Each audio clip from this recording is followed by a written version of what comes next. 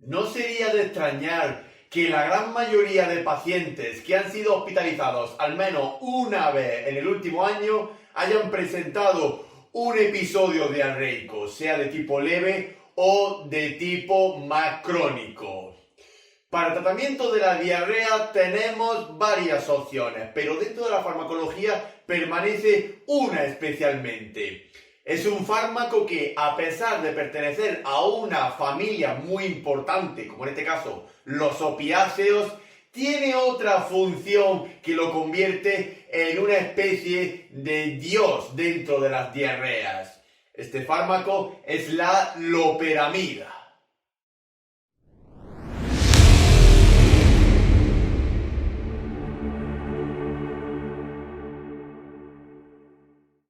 La loperamida es un fármaco que pertenece a la familia de los antidiarreicos y a nivel general la loperamida se puede englobar dentro del grupo de los opiáceos de tipo menores, como por ejemplo la codeína.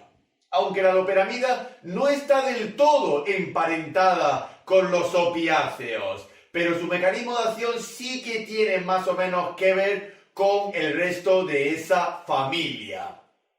La loperamida la podemos encontrar en el mercado sanitario y farmacéutico bajo diversos nombres comerciales, siendo el más conocido el de Fortasec.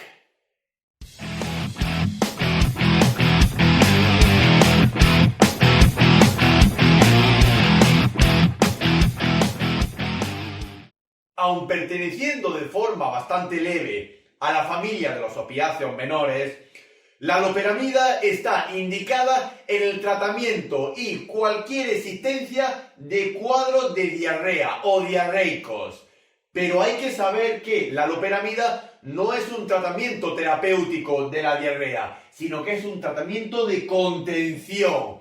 Hay que averiguar cuál es la causa principal que está provocando la diarrea, es decir, el diagnóstico principal patológico del paciente. Y una vez sabido, ya podemos tratar la diarrea como tal y evitar o prescindir del uso de la loperamida.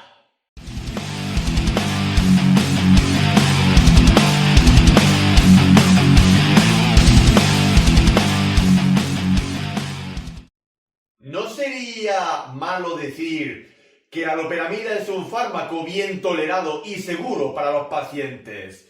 Pero hay que saber que la loperamida está contraindicada en ciertas situaciones, como por ejemplo en la propia alergia a la loperamida, en la aparición de cuadros de disentería, así como también ante la sospecha o instauración de un cuadro de colitis pseudomembranosa, en pacientes con estreñimiento y también en aquellas circunstancias o patologías que cursen con distensión abdominal, aunque la contraindicación aquí es de forma relativa. Y también tenemos que tener en cuenta ciertas precauciones con la loperamida.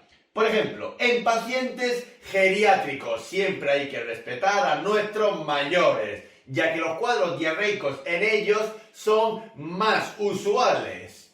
También mucho cuidado en pacientes pediátricos, es decir, en las edades jóvenes, ya que se pueden crear patologías alternativas, como por ejemplo la aparición de incluso de estreñimiento y colitis pseudomembranosa, e incluso agravar otros estados diarreicos.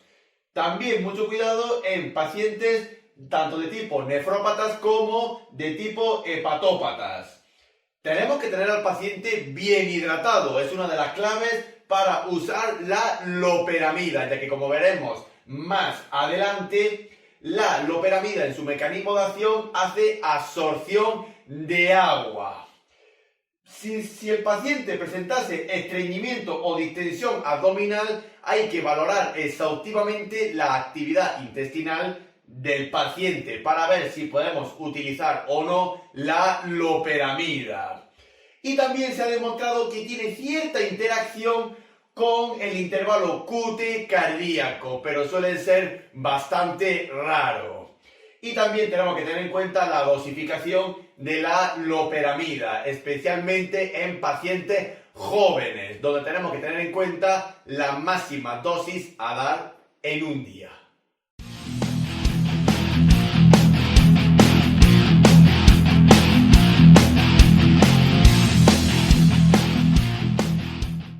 La loperamida tiene varios mecanismos de acción, pero especialmente hay que centrarse en el ámbito de su familia opiácea, ya que la loperamida se une a los receptores mu opiáceos que se encuentran en el intestino, lo cual conlleva a una disminución de la motilidad y peristaltismo intestinal y se incrementa la absorción de agua por parte del mismo, por lo cual las heces son más consistentes y se evita la pérdida de líquidos y electrolitos por el intestino. A su vez, también disminuye de forma nerviosa la actividad del plexo mientérico, también conocido como el plexo de Auerbach, y también incrementa el tono muscular del esfínter anal, así como también aumenta la viscosidad fecal y la consistencia de la misma.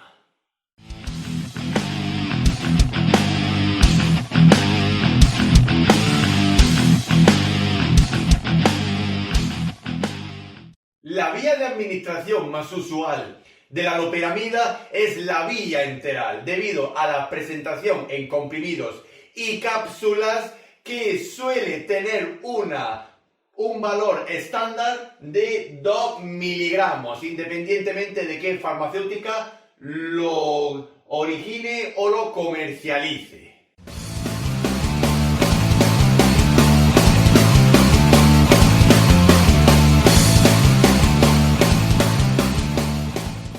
La posología más habitual de la loperamida tiene que empezar siempre con una dosis de ataque y de ahí seguir manteniendo la dosis estándar hasta que se resuelva la patología que está causando la diarrea. Recordamos de nuevo que la loperamida no es un tratamiento terapéutico, es un tratamiento de contención hasta que se consiga resolver la patología que está ocasionando los episodios diarreicos. En adultos comenzaríamos con una dosis de inicio de 4 miligramos y seguir con una dosis de 2 miligramos tras cada episodio diarreico. Es decir, si el paciente hace una deposición diarreica, una dosis de loperamida, pero siempre después, no antes, y otorgando un máximo de 16 miligramos diarios. Y si nos vamos a los cuadros jóvenes, es decir, a la pediatría, empezaríamos con una dosis de inicio de 2 miligramos, seguido con una dosis de 2 miligramos de nuevo tras cada episodio diarreico, no antes. Y las dosis máximas de loperamida en la pediatría están condicionadas al peso del paciente, aunque también se consideran otras formas de control, como puede ser también la edad.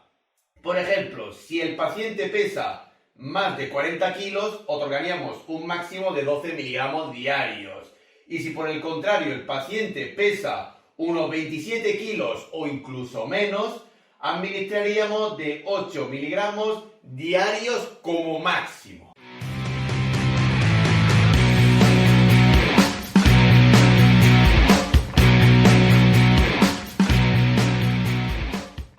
Si nos centramos en la compatibilidad e incompatibilidad de la loperamida con el resto de la farmacología existente, deberemos de hacer una exhaustiva revisión bibliográfica, aunque no hay muchos datos que evidencien si se puede mezclar o no con otras sustancias, ya que se administra de forma enteral. Y sí tenemos que revisar las interacciones de la loperamida con otros fármacos, ya que puede haber una sinergia o aumento terapéutico de la loperamida o recíproco con otras familias, como por ejemplo con la desmopresina, con su propia familia relativamente los opiáceos y también con los anticolinérgicos. Y por supuesto, recordar que la diarrea en sí también puede ser ocasionada por una especial familia terapéutica, los antibióticos, por lo cual siempre hay que ver si una de las causas de la diarrea es un exceso de medicación de antibioterapia, por lo cual se recomienda la revisión de la dosificación de la misma y evitar los cuadros de aparición de resistencias o de la posible colitis pseudomembranosa.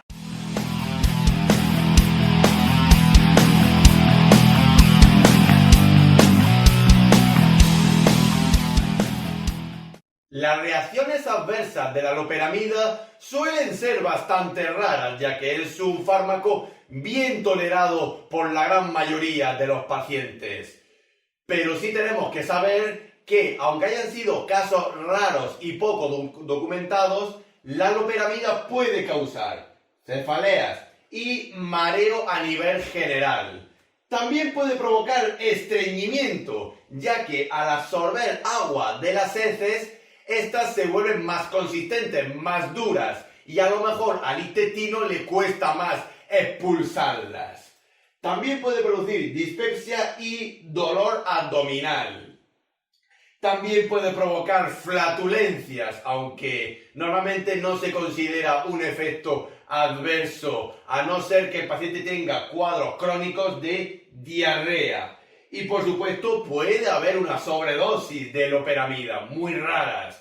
Pero sí tenemos que saber que el antídoto de la loperamida, por supuesto, es la naloxona, ya que la loperamida, aunque no se considera como tal, tiene mecanismo de acción opiáceo. Y en el embarazo y la lactancia, la loperamida tiene categoría C, es decir, hay que evaluar tanto el riesgo como el beneficio de su administración en la gestante y en el lactante.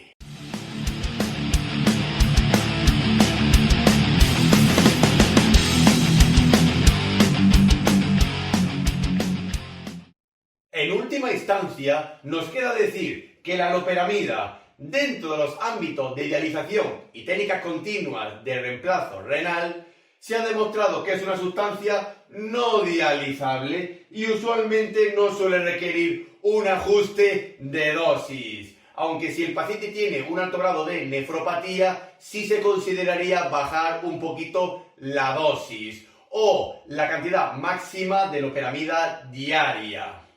Recordar de nuevo que la loperamida no es un tratamiento terapéutico de la diarrea, sino un tratamiento de contención. Hay que saber cuál es la causa principal que está originando la diarrea y en el momento en que la sepamos, atacarla y diagnosticarla y, por supuesto, curarla. Y ya de ahí no nos sería necesario la loperamida.